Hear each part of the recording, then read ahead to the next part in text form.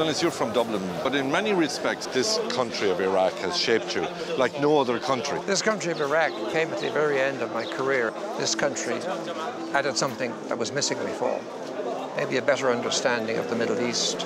So it left a lingering attachment. It's gotten under your skin. Because I'm angry at the United States and Britain and the West, constant interference for raping this country, for committing genocide. They're very strong words. Well, I feel that way about Iraq. I think the people of Iraq are being destroyed by the influence of the West. They're here to exploit the oil. It makes me mad as hell. We should all be as mad as hell at destroying the base of our own civilization.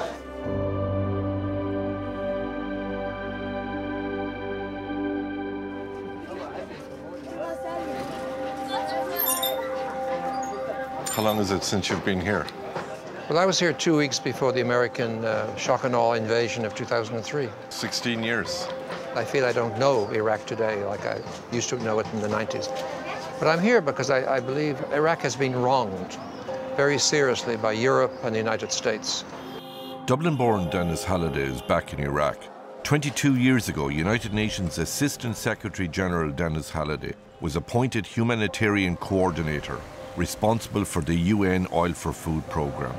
1 year later, in 1998, he resigned, citing what he regarded as genocidal sanctions imposed on Iraq. He has consistently argued that the United Nations Security Council has failed the people of Iraq. His principled resignation ended his 30-year career with the UN. This is his Iraqi story. You know, there was a matter of principle here. The Security Council of the United Nations, they had abandoned human rights. They'd abandoned the Charter. They'd abandoned the rights of the child. Why should I stay and implement their program, killing children, destroying a country? And by getting out of the UN and going public, my idea was to highlight the tragedy of sanctions and trying to get the UN to stop killing children.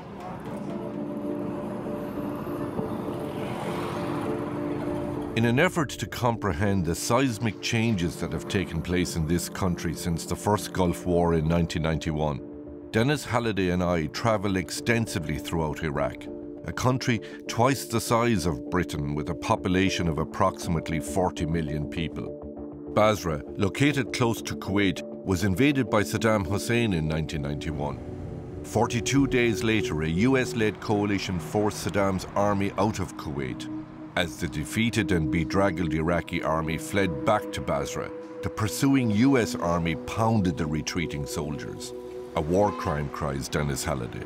When you're in retreat under international law, you're supposed to go free. But in broad daylight, in violation of international law, they strafed and bombed that long line of Iraqi troops and Iraqi equipment and got away with it. It's a violation of the Geneva Conventions. But perhaps more frightening and more dangerous was the introduction by the United States of a very powerful new weapon capacity known as depleted uranium. The shells exploded inside, blowing up the tank and putting out billions of particles of uranium-laced dust, which then, of course, settled, but it went into people's lungs, went into the ground, into root crops, ultimately in time, and contaminated several million people, I would say, in this immediate area.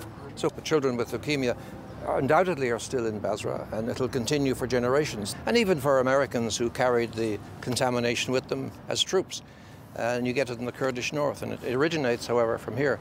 In later years, in 2003, when the second invasion, or the proper invasion, took place of the country, DU was used yet again, and the residue was found all over the markets and open spaces of Baghdad. If you go, for example, to Basra, south of Iraq, you will find out the cancers increasing because of the weapon used at that time. It is really a crime, the big crime. No one talk about this. We are innocent. We have nothing with what happened with Kuwait or with Iran. Nothing, it's just we are Iraqi people living in this place. Our destiny to be in this place of the world. So it's really a crime.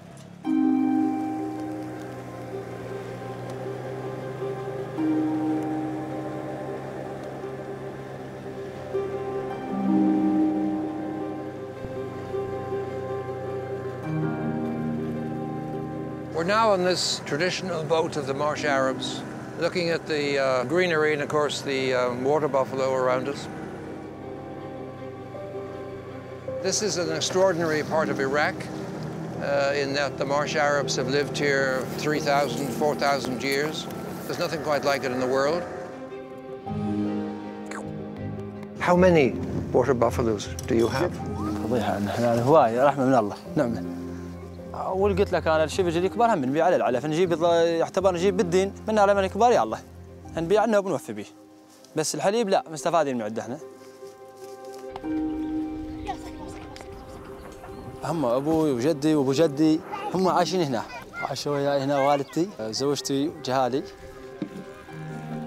The Marsh Arabs, erstwhile opponents of Saddam Hussein, whom he accused of harbouring his enemies, opposition too in the southern city of Basra. Sensing Saddam's weakness following his defeat in Kuwait and buoyed by pledges of support from the US government, the Marsh Arabs, along with thousands of people in Basra, rebelled against Saddam. Retribution was swift. صارت الانتفاضة صاروا أهل الهور صاروا ضد صدام وصدام نبوه عاداهم نشف عليهم الهور على مود كظم. اي هواي صار استشهدوا كلش هواي عندنا استشهدوا بالنسبة لعمامنا هواي عندنا استشهدوا تقريبا بال 15 شيء وهاي بعد الأطراف تعرف احنا ما عارفوا معنا. حقيقة انعدم أبويا وأخوي حلو مسهر وكريم حلو واحنا اخوان ثلاثه ذبانا بالسجن. الدبابات تفتر عليها، الجيش يفتر، مدري كل هذا رفاق حزبيه مدري هذا ضايقت الناس مضايقه تامه، التجت علما. سوى صدام لعنه الله عليه سوى جفف الماء من هاي المناطق كلها الى ان سقط صدام حسين.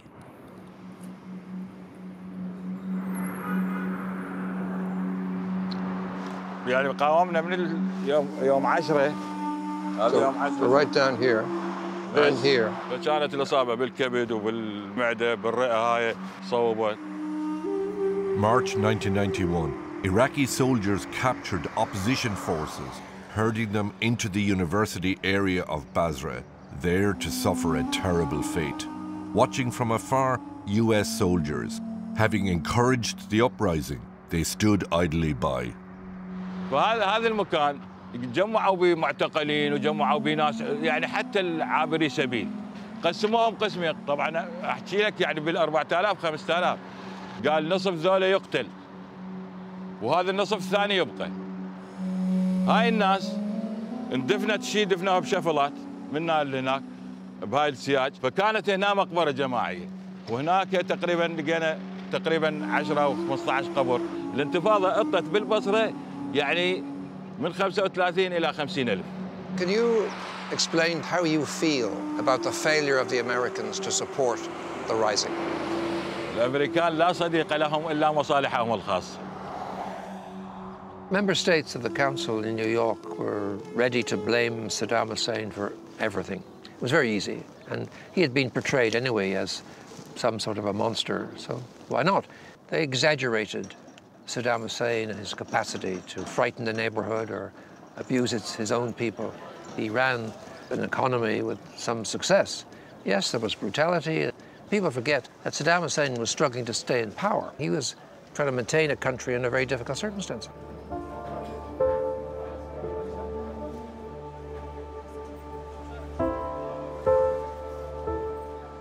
Denied an autonomous state by Britain and France, the victorious World War I powers, the estimated 30 million strong Kurds are the largest ethnic group in the world without a state. With no regard for ethnicity, geography or logic, the Kurds were scattered between Iran, Syria, Turkey and Iraq. In 1988, during the closing days of the Iraq-Iran war, Saddam Hussein launched a chemical attack against the Kurdish city of Halabja on the Iraq-Iranian border.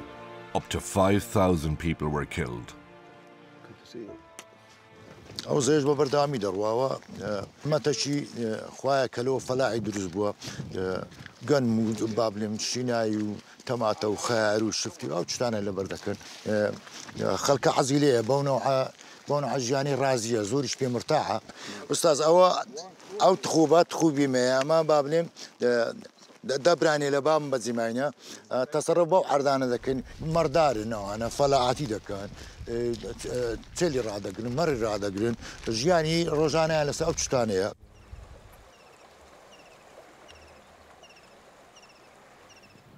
بله من فخر شانازي بوده كم زار ككردم دومش عراقي مامن حاشاتهم لوطن وخاكو الخومني على برو دفاع عملك كدد رجيمي صدامي كات هلا زي بردماني شمياوي كرت هرتي غرب و هرتي دولي اجنبي بخوان بدن كل سراو شمياوي خو شمياوي كلي درا خو عالم دزاني شمياوي لملتي كردلا لسراو سنة هزار حلب زي كوجدانا وانا هم تشتك باشكرابو هم اثاري كيمياء براني سر تاعي خوديارا وتشتانا بس كبيدك من مصلحتي يعني هو لقرب رجمي بغداي مصلحتي يعني بلو خويا بيدك كده انا خد شك اشكرابو تشتك كيمياء لما ادري بس لو دفعت عن الملكت ادي باشا مش انساني نا مش دماني وشي او خلقي بجين وكو انسان بجين باشا لو بس لان هم دولتان تشي بعدين كيميائي قدغيا بما تجربك.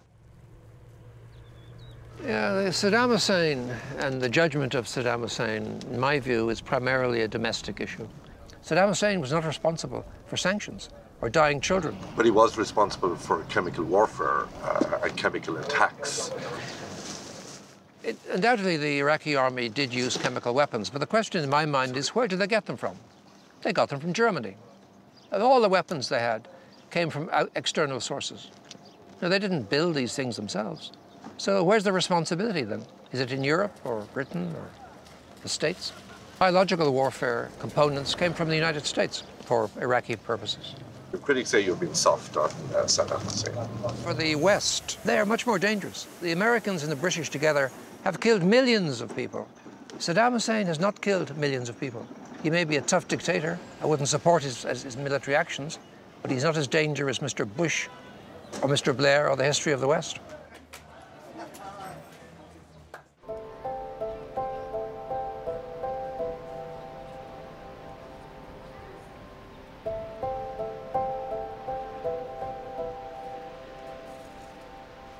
It was really important to me to bring you here and see Babylon. And it's such an important part of the history of this extraordinary country, which we need to think about sometimes. And it represents part of the Mesopotamia, the land between the two rivers, which made Iraq so important in the past as the cradle of the civilization that we claim part of. And it's such an important part of the history of this extraordinary country. This is Ashtar Gate. There were 9 gates in Babylon, and here there was a door from cedar wood, open and closed for people, because this is like main entrance for the city of Babylon. This is original foundation. So Saddam Hussein, when he rebuilt this one again in 1982, he followed the old foundation. Archaeologically speaking, I know there's some impurities here. I don't personally mind that. Cyrus the Great had been here, and Alexander the Great died here. I mean, this is an extraordinary place. And it features in the Psalms, it features in the book of Genesis. It's got kind of, the biblical footprint is all over this place. That's right, absolutely. We've bad-mouthed the Iraqis for convenience of military might or whatever the game may happen to be. And we forget that these are an extraordinary people, and this is an extraordinary part of the world.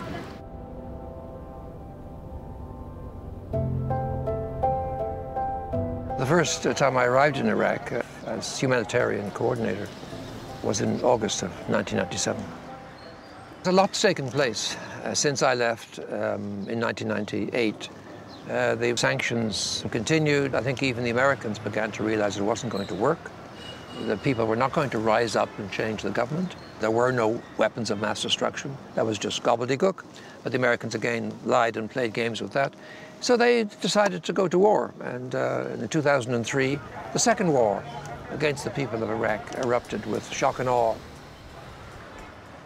فشي صارت السماء نهار هي ليل وكأنه نهار من القصف والصواريخ والطيارات وفتشي. هم قالوا إنه بغداد راح تنقصف، إنه الأمريكان راح يدخلون بغداد، بس إحنا ما صدقنا، قلنا مستحيل. بس إحنا تفاجئنا إنه إحنا نايمين. هي أصعب ليلة مرت على العراق جميعا. يعني أنا كنت خايفة بس أصبرهم أحضنهم يعني اثنينهم حطيتهم بحضني ووقفنا بزاوية مال بيت حتى لأن يقولون هي هاي الزاوية إذا يصير قصف ما توقع. This is, in my mind, an example of terrorism, but it's state terrorism, organized by the Pentagon and the boys there in Washington. And that's an astonishing thing for them to undertake, to deploy violence on a civilian population. فضلينا واقفين ضلينا يومين على هالحال، يومين متتالية. راح يصير قتل، راح نصبح نلقي جثث، نلقي بيوت مهجومة، نلقي بنايات خربانة. فهو هذا اللي صار يعني. Of course, Blair. I'm talking about Tony Blair. He is, as a person, it's not just system, responsible with Bush about destroying Iraq. How this man, Blair, make a great country like Britain follow America like a homeless dog.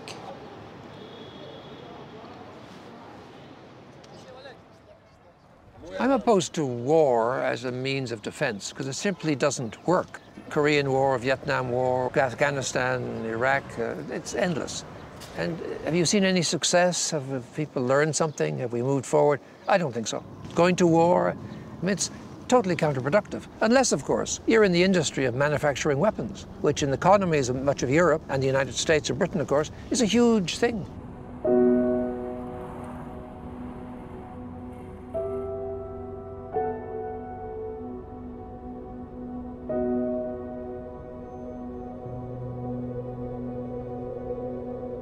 Mosul, Iraq's second largest city, once one of the most diverse cities in the Middle East. Here, Muslims, Jews and Christians lived side by side. Then, the 2003 US-led war. The country implodes, Mosul destroyed, in the vacuum ISIS. In 2014, they take control of the city. 3 years later, ISIS is defeated. There remains no official count of the dead and injured in Mosul. في يوم 13/6/2017 بلغني الخبر عن ضربة بيت عائلة الصفار. انضربوا بصاروخ أولاً. كانت الناجية الوحيدة من الحادث بنت أختي كريمة. هالفترة قدرت بنت أختي تصل إلى مكان الدرج لأن كانت بالسرداب. هو البيت عبارة and she get away from the stairs, the small hole I showed to you. I showed to you here. بمساعدة الجيران سحبوها. فوصلت عندي تقريبا ساعة 1 ظهرا قبل 1 بقليل. فأول كلام قالت خالو الموجودين بالبيت كلهم توفوا. 34 شخص.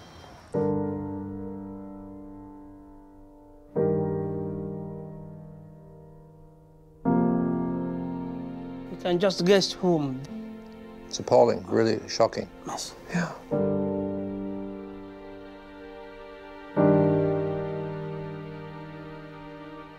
I can't see you more.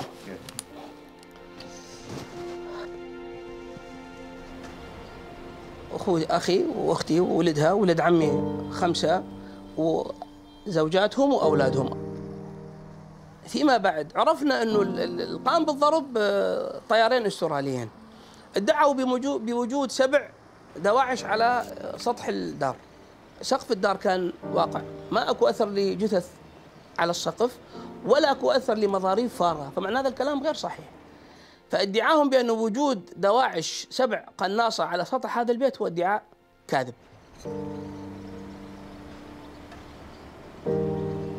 After the invasion in 2003 and the demonstration of state terrorism, which was known as shock and awe, one of the first moves was to abolish the Ba'ath Party, which was a loose association of millions who were educators, teachers, civil servants, all of the people who made the thing work.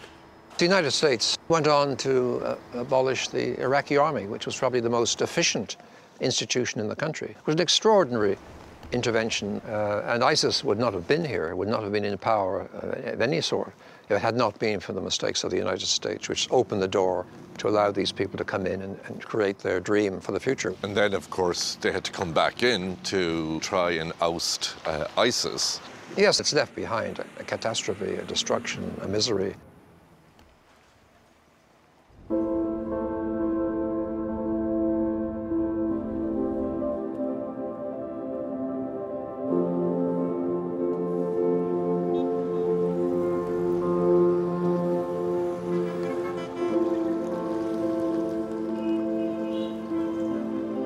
هذا صدام كان به، هذا تمثال صدام هنا سقط. أثناء السقوط انشال التمثال صدام وخلوا هذا التمثال يرمز إلى إنقاذ الثقافة.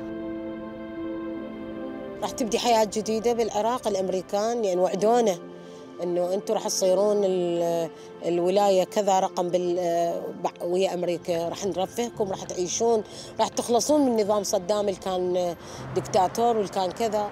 ما صار هذا كله. لا، في أسوأ حالات نعيش.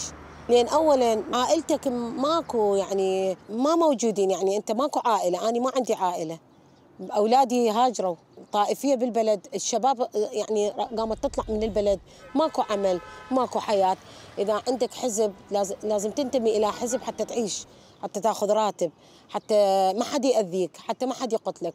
خايفين من إنه أنصدم بشخص يطلع من حزب ما يقتلني.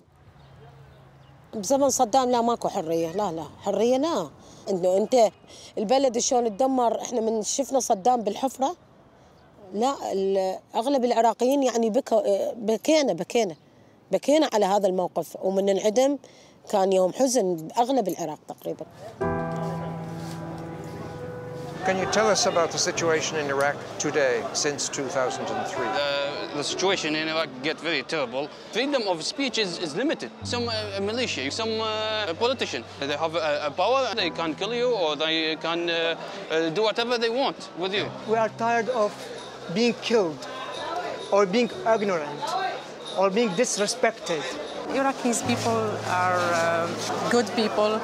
They don't love wars, they don't love violence. They do love just life. That's all. And some of that has been destroyed by the violence and killing. All. We don't deserve that. Mr. Bush promised you freedom. Yeah. Have you got freedom? Actually? Or honestly? Honestly. Honestly, there's not freedom. 20 years ago, I used to come to the street once a week, but it was a different street. It was not a happy place. There were many more books and many elderly folk selling their books. Sometimes the old men would break down with emotion to sell their books, which represented their history, their family, their education. They needed the money. This was sanctions, UN sanctions. Things were really tough. These old men who were crying, selling their books. It was heartbreaking. The Iraq of today is much more complex than it was, because in the past we had a strong central government. Today we have a new system. We see militia set up. It's an endangered country under present circumstances. Though they must be angry with we foreigners, we interfere, we destroy their country, we undermine their sovereignty, yet somehow they're still willing to meet us as people. And that's really an important thing.